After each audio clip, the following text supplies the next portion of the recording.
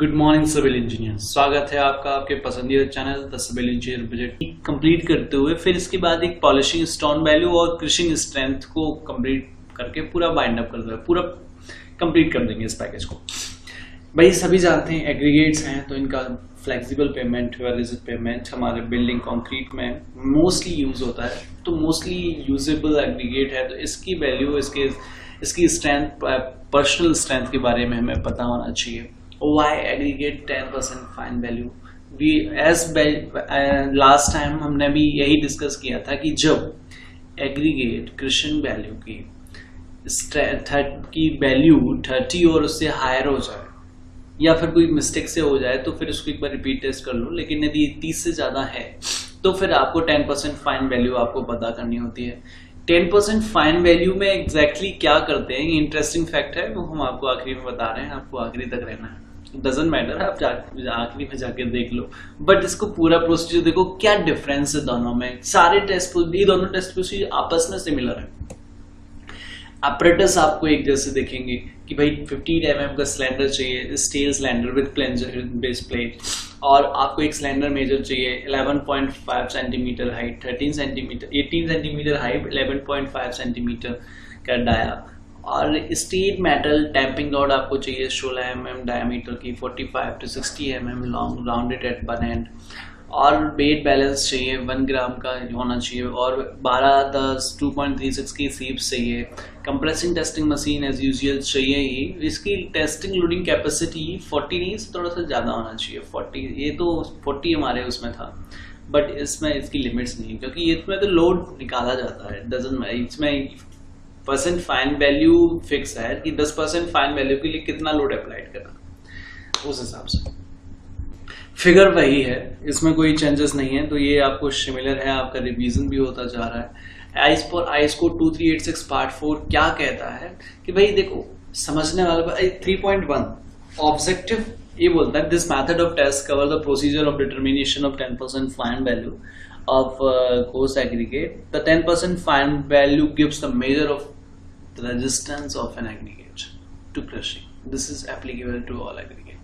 पर यही चीज है, मतलब सोल ऑफ द टेस्ट कि ऑब्जेक्टिव के नोट में ये चीज लिखी हुई है कि भाई सभी एग्रीगेट्स के लिए एप्लीकेबल है, निकालना होता है, और ये रेजिस्टेंस देता है कि भाई कितने लोड तक ये रेजिस्ट कर सकता है। 10% fine value, I hope you all of you got. और नेक्स्ट इसकी रिपोर्टिंग कैसे करते हैं, first and last procedure was the same. अब आपको इत्मीनान से देखो, इंटरेस्ट जगता है इससे कि आपने फर्स्ट एंड लास्ट हो गया, मतलब कंप्लीट हो गया टेस्ट। बीच का प्रोसीजर कैसा है, रिपोर्टिंग में कहते हैं कि load required to produce 10% fine value.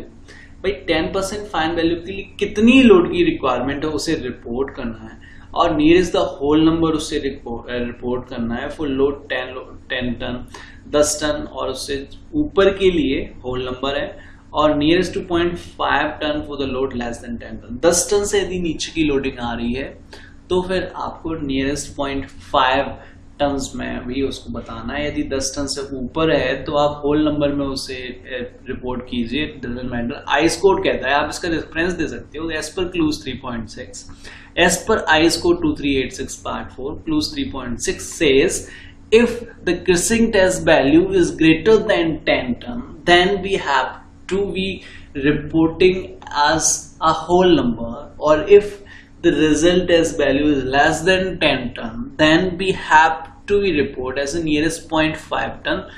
तो आपको कोई गलत नहीं बोलेगा भाई, ये जरूरी है, रेफरेंस हमें याद होना चाहिए। हमारा चैनल हमेशा से आइस कोड बेस्ड बात करता है, और यही हमारी स्ट्रेंथ है, और यही आप लोगों के प्यार का वजह है।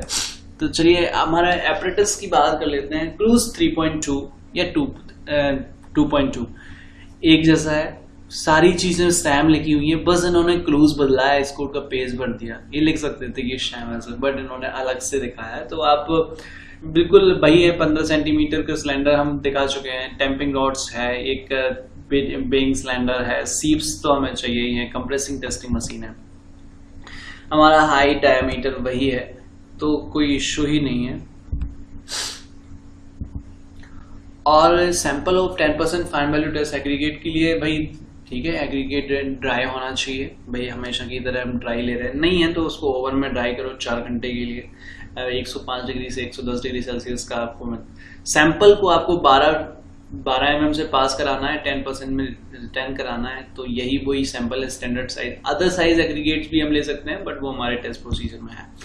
तो और इसको भरने के लिए 6.5 kg का सैंपल चाहिए भाई। एग्रीगेट्स में आप जाके देख सकते हैं, कोई दिक्कत नहीं है भाई। प्रिपरेशन ऑफ टेस्ट सैंपल, ये हमारा 3.3 और में ये कह रहे हैं कि टेस्ट सैंपल, इसमें टेबल नंबर 2 हमारी 2.3 में ही है, वहां से आप इसको देख सकते हैं। चीजें वही हैं, इन दोनों को कोरिलेट करो और कोई अंतर नहीं है। ये जरूरत ही तभी पड़ी जब इसकी क्रिशिंग वैल्यू ज्यादा आ रही थी, उस हिसाब से द एग्रीगेट और सरफेस ड्राई होना चाहिए और टेम्पिंग करना है हमें। 10 mm का 10 सेंटीमीटर का ऊपर स्पेसिंग छोड़नी है। 25 स्ट्रोक्स लगा, 25 टाइम स्ट्रोक करना है टेम्पिंग रॉड के थ्रू और बेट करके रखना है। तो ये है हमारा 10। ठीक है, हम थोड़ा सा इसको अलग वे में, थोड़ा सा इजियर वे में समझते हैं कि आपको खाली आपने सिलेंडर लिया, उसका बेट किया। मेजरिंग सिलेंडर की बात कर रहे हैं, इसमें टेस्ट सेपरेटिस के 2 सिलेंडर, एक मेजरिंग सिलेंडर जिसकी हाइट 18 सेंटीमीटर और डाया 11.5 सेंटीमीटर है, हम उसकी बात कर रहे हैं। ठीक है, तो यहाँ पे कंफ्यूजन क्रिएट नहीं करना है, बिल्कुल सारी चीजें क्लियर है, क्लियर एंड कट है। यदि आपको समझ नहीं आता ना, दोबारा से देखो, तीसरी बार से देखो, लेकिन जब तक चीज क्लियर हो जाएगी ना, तो फिर आपको आइस को रिपेयर करना मतलब कंप्लीट हो गया। तो फिल एग्रीगेट सैंपल पासिंग, भाई 12 से पास हुआ, 10 से रिसीव हुआ, उसको फिल करना है, 3 इक्वल लेयर में फिल करना है, 25 स्ट्रोक लगाने हैं, और जब वो भर जाए ना तो बेट टू करना है, और जब दोबारा से करोगे ना तो शैम चीज है, यही बेट ऑफ एग्रीगेट कहलाएगा। इसके बेट ऑफ एग्रीगेट यहीं से निकलेगा। To fill the aggregate sample 15 centimetre 13 centimetre height steel cylinder, भाई 15 सेंटीमीटर डाया के सिलेंडर को जब सैंपल में डालेंगे तो अबाउट 10 सेंटीमीटर ऊपर जगह होना चाहिए। 13 सेंटीमीटर जिसकी हाइट होती है, 15 सेंटीमीटर उसका डाया होता है। Cylinder will level surface aggregate carefully insert the plunger so that the rest of the horizontally on the surface। भाई केयरफुली उसको डालना है ताकि सारी चीजें हॉरिजॉन्टली हो जाएं और जो हमारा प्लंजर हो उसको हॉरिजॉन्टल सरफेस मिले। प्लेस द सिलेंडर पे the plunger on a loading plate the compressing testing machine. ये चीजें क्लियर है भाई। इसके ऊपर आपको प्लंजर रखना है, फिर उसको कंप्रेसिंग टेस्टिंग मशीन में रखना है। भाई द चेंज बिकम, अभी चेंज आएगा भाई। देखो आगे की प्रोसीजर में क्या कहते हैं कि the test sample of the cylinder with the plunger. अब ये ना मत कहना कि यार मुझे पढ़ना नहीं आता, आप समझाइए सर। भाई वर्ड टू वर्ड है, जब मैं आपको रिपीट करता हूं तो आपका डबल रिवीजन होता है, तो आप उसको कंसीडर करके रखिए।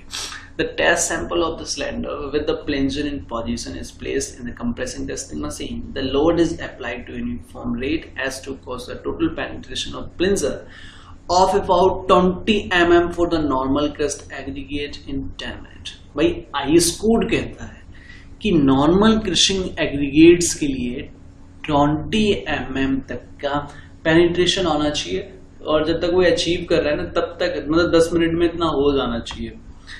और नेक्स्ट चीज है कि for rounded particle aggregate the load required to cause the total penetration 15 centimetre. यदि राउंडेड है तो 15 mm तो एटलीस्ट होना चाहिए।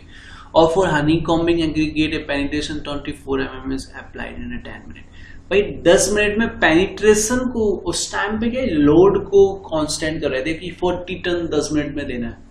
यहाँ पे इन्होंने क्या किया है कि पेनिट्रेशन इतना करना है इतने में, डजंट मैटर कितना लोड आ रहा है भाई, इतना नीचे पेनिट्रेट हुआ उसके बाद में देखो कि उसकी वैल्यू, फिर बस उसको आपको लोड को रिलीज कर लेना है और 2.36 से सेव कर लो, और उसके बाद कितना है take off the weight of the fraction passing through 2.36 mm, और उसको W3 कर लो।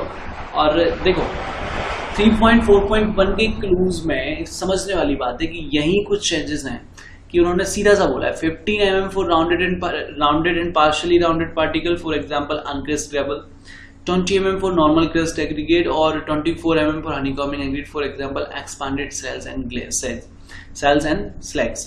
These figure may be varied according to the extent of the rounded and honeycombs। भाई यदि हम जो वेराइटीज यदि बढ़ रहे हैं तो ये फिगर भी बदल जाएगा, बट इतना तो होना चाहिए जब आप लगाओगे उसमें लोड। ऐसा थोड़ी है कि आपको बिल्कुल पेनिट्रेशन ही नहीं हुआ, आपने उठा के बाहर कर दिया उसको, नहीं है। 10 मिनट में मतलब इतना पेनिट्रेशन तो होना चाहिए, तो उसमें इतना लोड तो लगाइए।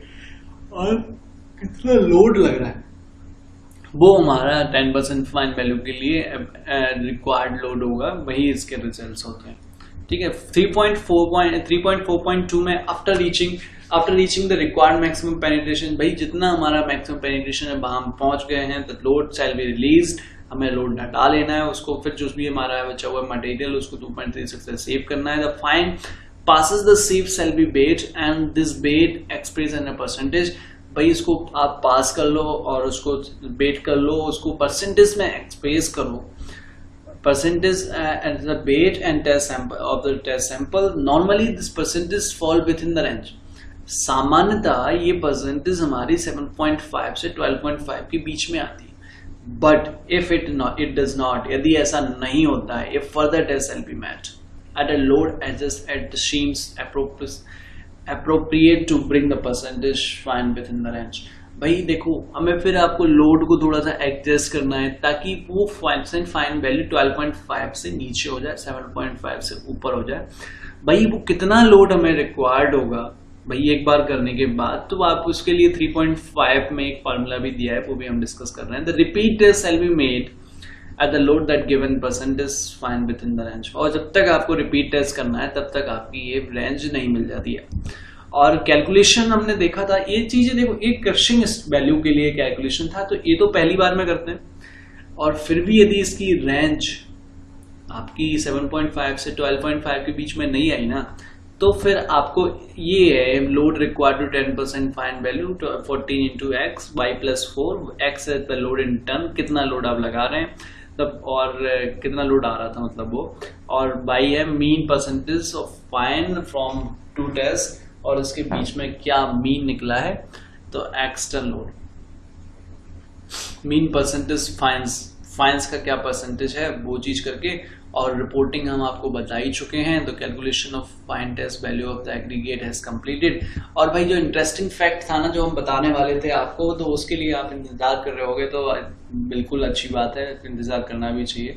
भाई क्या है मतलब 10% fine value aggregate crushing value में कंपैरेटिवली यदि कोई तरीका है तो क्या अंतर है इसमें, तो उसमें यही बोला गया है कि aggregate crushing value tells the crushing of aggregate under specific loading, मतलब यहाँ पे लोडिंग फिक्स है, एग्रीगेट क्रशिंग वैल्यू है, तो उसके अंडर आपको स्पेसिफिक लोडिंग के अंडर ये बताता है। और 10% फाइन वैल्यू भी find the force required to produce the 10% fine, कि हमें 10% फाइन प्रोड्यूस करने के लिए कितनी लोड की रिक्वायरमेंट है, तो वो ये चीज बता देता है। तो आई होप आपने सेशन को एंजॉय किया होगा, ज्यादा से ज्यादा लाइक कीजिए, शेयर कीजिए अपने दोस्तों के साथ, और टाटा बाय बाय, फिर मिलेंगे नए टॉपिक के साथ।